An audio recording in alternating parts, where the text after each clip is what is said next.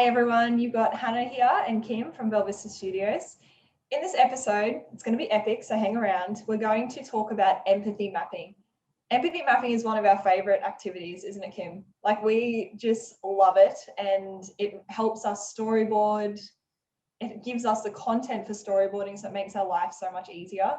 And I think it enables us to create the amazing projects that we do. So we wanted to create a video that focused on empathy mapping so you can learn about what it is and figure out how you can incorporate it into your process, because we both really recommend it. It'll make such a big difference to your process, and it's one of our favorites. So what we're going to do in this episode is I'm going to ask Kim questions. Kim's epic at empathy mapping.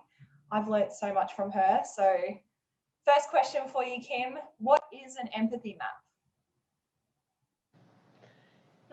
It is a template that you can use that allows you to step into the shoes of the person that you are designing the solution for and get out of your own head or the head of the stakeholders that are engaging you to create the solution. And that template allows you to focus on that end user, that learner, and where you want them to be, basically, at the end of your solution. So what do you want them to do differently? What do you want them to say differently, think differently, or hear? I think it is. So you can put your own little things, but they're mainly the basic things, because if you're a fly in the wall, you can actually see an action, focus on those. So it's a template you use to extract that, to then put it back into a storyboard or a training solution. Nice. Where would people find that template? I'm thinking people listening or watching right now might be thinking, where do I get it? Can I have a look? Google, and then you go empathy map template, and then there'll be heaps online that you can use. Or you can, Hannah's done a good video taking you through how to do it as well. Do you show our template in that one? I don't think I show the exact template, but I refer to our playbook. So okay. I have the playbook on the iPad, so you may be able to see it. But yeah, like you said, Google, or if you do want to get into all the amazing activities that we do, empathy mapping is just one of them. Check out the human-centered design playbook. It's awesome, and it has it in there and shows you how to do it as well. So yeah. Cool. All right. So what value does an empathy map bring to your projects, Kim? You can start with absolutely no content and no context and know absolutely nothing about the training solution that you are going to create. And an empathy map allows you to identify all of the actions and decisions that help you create the content for a training solution. So if you have a success statement, you run an empathy map using the template, which is literally, you'll see when you Google it, it's like an A4 piece of paper with 4 quadrants, and you just fill it in. And if you think about what is someone meant to say to help meet the success statement, then you just document it. So you can start with absolutely nothing and only know your success statement, what you're trying to achieve through your solution, that goal, that business goal, that strategic objective, all that kind of stuff, whatever language you use. An empathy map allows you to figure out all the actions and decisions that will help someone do something differently in their job or in their classroom or in whatever it is. And then you can storyboard from what you get in that. It makes it so easy. You don't have to think, it's all given to you. You don't have to Google or look things up. And the other awesome thing is that, like, aligns with the context, right? You're figuring out what would people be feeling, doing, saying, thinking in that specific context. That makes your training really contextual, which is really cool as well. And from what I'm hearing you say, like, we do it from a future desired state, right? So you think about what would they be doing if they were achieving the goal, not what they're doing now, but what would success look like? Yeah. And so sometimes I think it's a good idea to go, if the perfect employee was doing this, That's the framing that you can throw back at your stakeholders, because they're the ones giving you this information. You don't have to do an empathy map by yourself. We would encourage you to get the right stakeholders in the room, learners, SMEs, they're all in there helping give you this information to fill out your empathy map template. And you just say, if the perfect human, the perfect employee was doing this effectively, what would I see? What would they say? What would they be doing? So you're getting, it allows you to get that performance benchmark, which is really useful. Yeah, I love it. What are some examples of what would go in each quadrant? Like what would actually be written down? If we think about a supervisor, if the success statement was something along the lines of supervisors holding effective performance conversations with their staff when a change in behavior happens, what they would do in the quadrant there is that they notice a change in behavior and they then engage the employee in a conversation, whether that's feedback in the moment. Hey, I noticed you just did that. Can you help me understand what you did there? Or they're going, change in behaviors happen. Now's not the right time because they're in front of their team or we're in a meeting, but that's not okay. Or I need to seek to understand, or whatever it is. I am going to book time with them later this afternoon to have a conversation about that. So that is what they would do, for example. Now you saw part of my response there was I was actually going into what would they think. So what would they think? They would think now is not an appropriate time. Can you help me understand, stakeholder, what is an appropriate time and what's not an appropriate time? So the stakeholders start listing different situations where it's appropriate to call it in the moment, where it's not appropriate to call it in the moment. And then what you do is you document them, and now you have content to help people understand that. And then what you also saw me get was scripts. So, okay, so how do you open a conversation like this? We've got two contexts now, we know, in the moment and at a specified time later on. So how do you open a conversation in the moment? So we say, hey, stakeholders, what do we want this perfect employee to say when they notice a change in behavior that is not okay in the moment? And they'll give us a script. They'll say, oh, well, we want them to open the conversation by saying something like, hey, Hannah, I noticed that you just threw that piece of paper report on Sarah's desk. That's an unusual behavior for you. Can you help me understand? Is something going on for you today? So now I have a script, right? And I've captured that in what I want this performance benchmark say. I'm in that quadrant. So now I have a script, and then we can dig deeper. Okay, well, the employee may come back defensive. What would they say? They might be like, fuck you. Or they might be like, I'm fine. Or they might be like, oh, just having a rough time at home. I got a lot of stuff going on at home. So now we're pulling out scenarios, situations, context relevant to the learner. And then it's like, okay, well, how do we want this supervisor to respond back? And then we start building scripts. All these scripts can be used into scenarios that we build in our storyboard. So we're starting to see how the training evolves into something. That's the in the moment, it's just happened. Now we need to do the same thing for it's not okay to call it on this behavior right now, in this meeting, in this moment. I need to book time aside to have a one-on-one. So then we start going and exploring the same thing in that one-on-one situation. Now we have scenarios that we can just go and build in our storyboards. We don't have to write it from scratch because they've told us how it looks. If I think about a storyboard screen, is Hannah has dumped, this is just text on the screen, or maybe it's like you see the video playing out, just like report on Sarah's desk. And then a little decision thing comes up and it says, what would you like to do?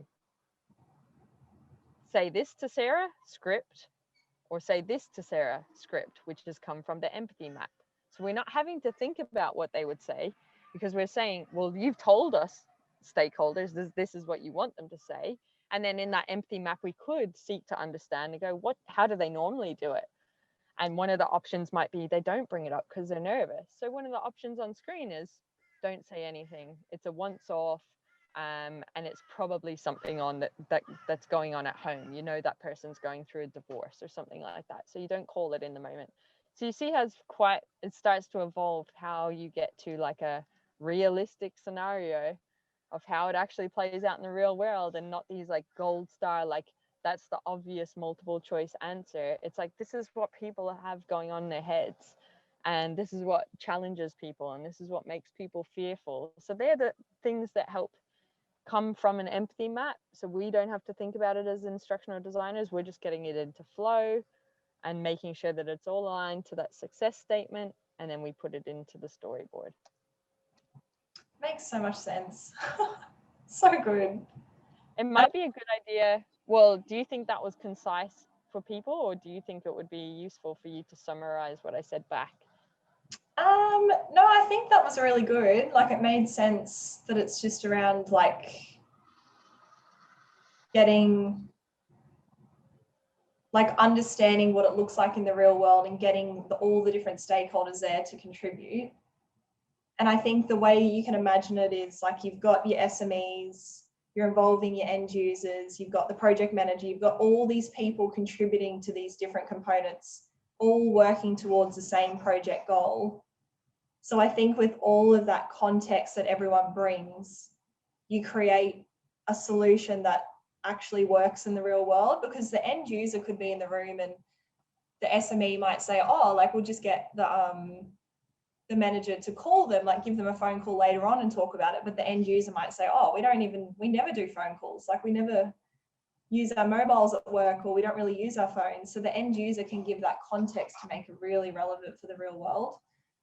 So I think the important part is just thinking about, and the fly on the wall thing is probably something as well. Like, what would it look like in the perfect world if people were contributing towards the goal? What would they be thinking, saying, feeling, and doing?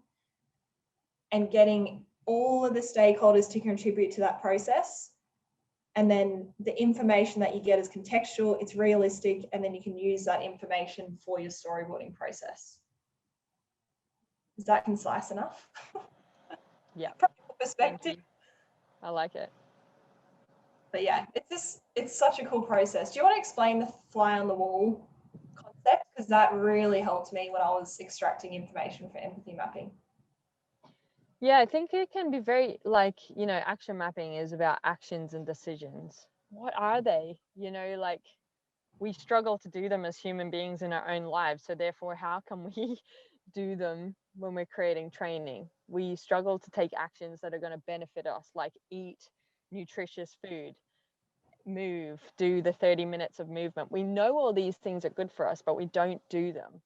So it's hard for us to then, when we are falling down ourselves as human beings, to focus on actions and decisions. So something that we came up with is that fly on the wall concept, where if you're seeing it play out, if you're watching it happen, what would you see? What would you hear? What would people be like thinking, saying? And when you are able to picture yourself as a fly, it just takes you outside your own body and your own preconceived ideas and your assumptions and your biases to go, fact, I would hear them say this. Yeah. I would see them do this. So it allows you to get very tangible actions and decisions to help create solutions that are not information overload, not nice to know. They're very need to know. They're just like an action plan. If I do these things that I've been told to do, I will be better. So it just allows you to cut through the noise, I think. Allows you to see exactly what it is that needs to go into the solution from a perspective outside of your own head. Yeah, love it. So I've answered that question. Is there, I think you've already answered this, but what are the things that you need to do before completing an empathy map for it to be successful? clearly defined and approved success statement and the right people in the room to help you create your empathy map to give you the information you need to achieve the success statement. Now, if you can't have the right people in the room, that's okay. It's an exercise that you should do yourself. So again, if you're doing it solo, you need a clearly approved success statement, and then you need to do the empathy map, and you probably want to send that to a stakeholder, an SME, and say, hey, just check if this is right.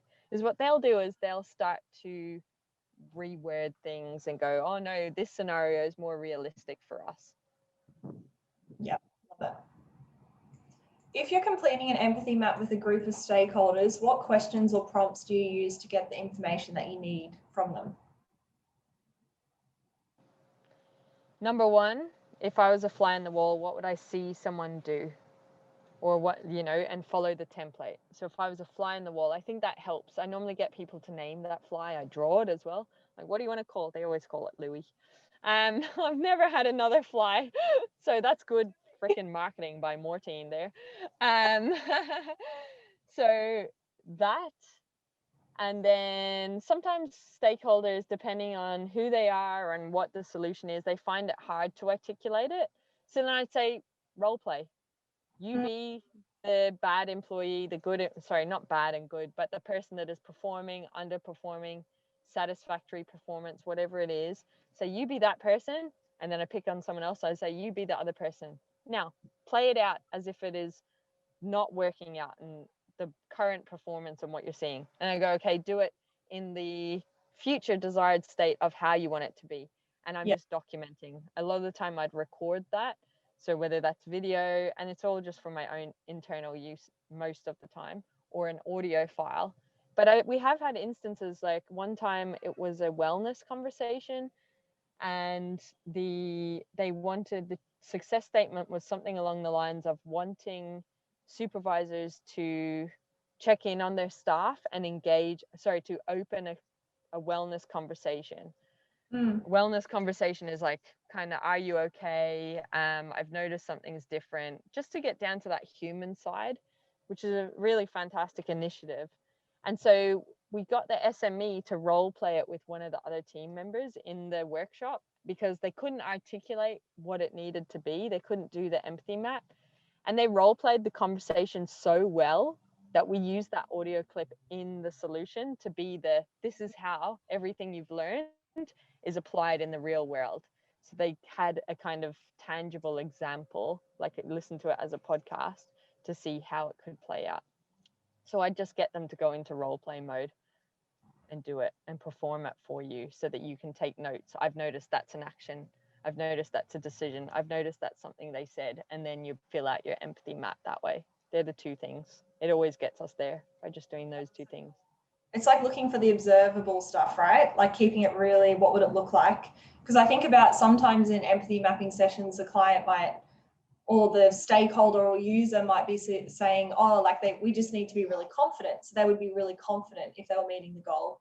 But then what does being really confident actually look like? There's so many different things that could be happening that would make someone seem confident. Would it be that they're asking questions and just like really drilling it down to the specific behaviors? And I love that you spoke about the role play, because you can actually see the behaviors happening. And then the fly in the wall also helps you achieve that, because it helps you step into that third perspective and think about what would it actually look like if I saw someone who was confident? What would they be doing? Yeah. So cool. Thank you for that specific example, because you've just demonstrated the fly in the wall, where you said, we want them to be confident. It happens all the time. Want them to be confident, but what does confidence look like? And that's where you were able to get down to that level. Nice work. Yeah, so cool. So how do you specifically use the insights from your empathy maps? I know you spoke about scenarios. Is there anything else that you use it for?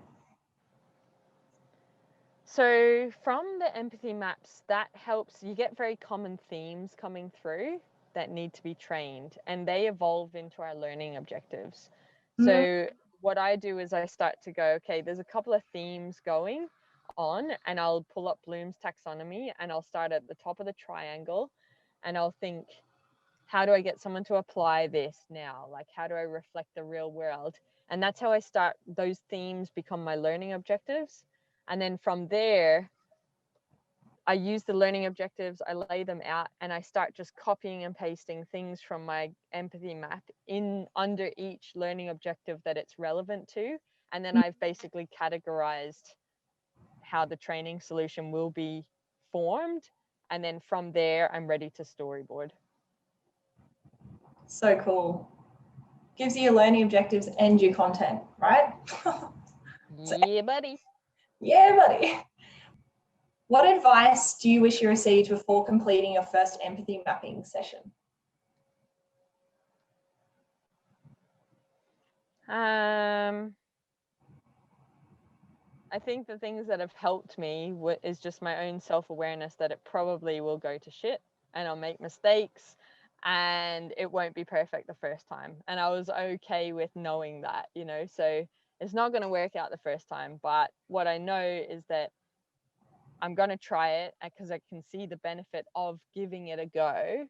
And that afterwards I'm committed to reflecting on how did it go? What do I need to do differently next time? And then putting that into place and just refining. It's continuous improvement. So I'd encourage you all to have that experiment and that mindset that it's not going to go to plan. Nothing ever goes perfectly the first time unless you really understand the problem you're trying to solve and you watch you plan it to the point of you have learned it, you've practiced it, you've rehearsed it, that it will go to plan. So just know that it's all an experiment. It's going to mess up. Just reflect, improve. You'll get there. It's a journey. Love it. Very cool. Awesome, Kim. That was my last question. Is there anything else that you wanted to share with our community around empathy mapping before we finish up today? Just give it a go. The more, if you learn this, it'll make your life easier. It will cut down the time frames it takes you to storyboard. It will make you more effective. You'll solve bigger problems. You'll help people in a better and more impactful way. It is, if you want to go from beginner to intermediate or advanced, or from intermediate to advanced, this is the number one thing that helped me become a better instructional designer for sure. And you got to give it a go. You'll kick yourself in years to come when it becomes the next action mapping or the next thing that you're currently doing that is known as this is the way to do instructional design. So just get on it now. No excuses. It's going to make your life easier and you will make better solutions as a result of it. Love it. Thank you so much, Kim, for answering the questions today and sharing your insight. Anyone who's listening, thank you so much for joining us. If you'd like to check out an empathy map, like Kim said, just Google empathy map and you'll find it there. Give it a go. We've also got our human-centered design playbook that has all of our human-centered design activities and it's within that. And you can also check out our YouTube video on empathy mapping. So I'll put the link to each of those things in the description below. But yeah, thank you so much for joining us.